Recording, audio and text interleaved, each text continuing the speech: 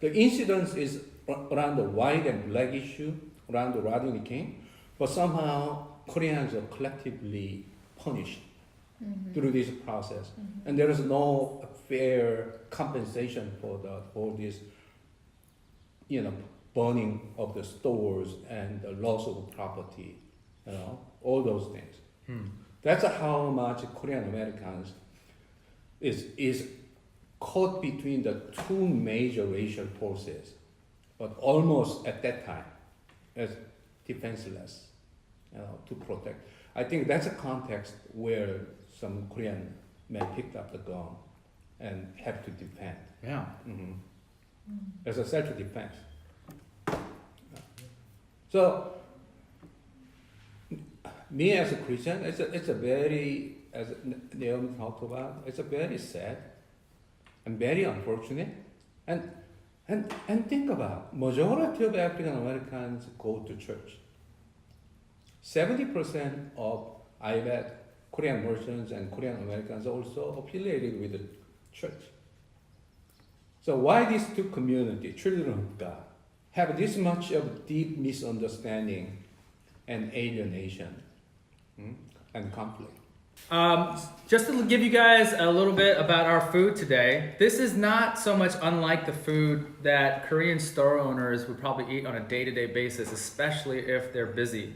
Does anybody want to try to explain a little bit about Korean street food in terms of what we have today? You guys see this? It's kimbap. We love kimbap. And tteokbokki. This is so bomb. These are rice cakes with spicy sauce and fish cakes. Oh yeah. Naomi, do you want to tell us about some of the food? Sure. You can use these as plates sometimes and put your food. And then if you want to recycle, you can use the plate as well. Never heard There you go. of that. The Korean gods are weeping right now. How dare you? They're like, what is he How talking dare about? you desecrate? I actually don't know where this is from, but these are the foods that you would commonly find in like Korean supermarkets. It's like Korean fast food. Yeah, it's basically Korean street food, and a lot of people, like working people, would eat this stuff because it's quick, it's easily available. They're all throughout the stores, and sometimes they do run out because a lot of people do eat them. But yeah, it's really good. This is comfort food to me. In terms of injustice that was done to the Korean community, what are your thoughts about what kind of injustice that was during the riots? You can share your thoughts and feelings about that. Like, is there wrong on our part? Definitely there's wrong on our part. Like, I've worked in my mom's store plenty of times. It's like, yeah, like, in some of it, in a lot of ways, we are the cause of some of the problems. But the overall picture, at the end of the day, it's the people who on top who have even more money. So, like the media, we're like, oh, the media is portraying the Koreans and whatever. But the media they're not friends of Koreans or enemies of Koreans. At the end of the day, they're serving the people who fund them. So who funds them? Rich white people. Especially back in the day, they can't, blame like white people and police brutality. So they had to pick something else. Or else they would have lost their funding, they would have lost a lot of their viewers. So they're like, oh yeah, it's these like these Oriental guys who are taking advantage of this community, and it's their fault. Oh, the shooting of Latasha Harlan, so it's Koreans. I think I've heard or read something about like how there are a lot of Korean American store owners that were murdered during the LA riots. And the media didn't cover it during or after the events at all. And I think that like shows how much of an invisible minority Asian Americans have become. I also saw that the media usually isn't supposed to put something about race whenever stuff like this happens. But they did that a lot between conflicts between Koreans and blacks, and they turned it into a racial thing, and I don't think that helped interactions after the LA riots.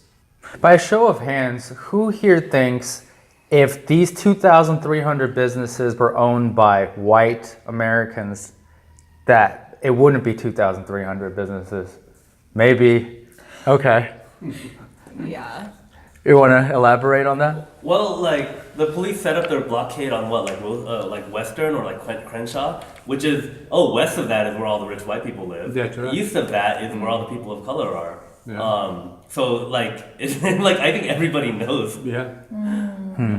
And right now, you look at Koreans, and Koreans are we're cool because of K-pop, and we have money now. We have Samsung Galaxies, but We have this. talking with my pastor who was living in LA during that time, police didn't care about Koreans. Like he had plenty of friends who got shot like during high school. None of it was ever reported because it's like we were so we kind of worked our way up, but like it wasn't like that before. I think I was really saddened and shocked by the lack of police intervention during that time because, like, I read articles where police cars would literally just drive by scenes of violence and would not intervene.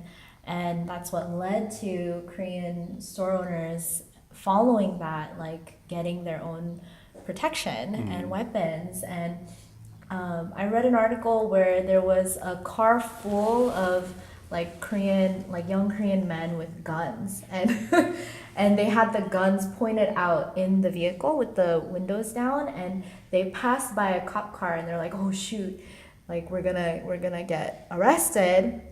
But the cop car slowed down, made eye contact, gave them a thumbs up and a salute, and then just drove by. The first responsibility of any government in modern society is protecting the life and property of their citizens. And I'm saying this is not just for Korean American, but also African American as well. So white police power in this country is functioned almost like a colonizing power in poor neighborhood.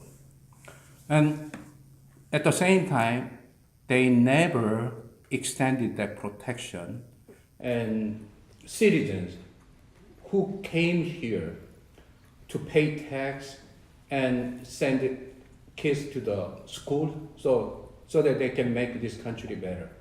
So that's how much this country racial history is complicated. It's not necessarily always going by the law, but many Koreans, we believe if we are law-abiding citizens, then somehow law will, protect us. So I think it was a really rude awakening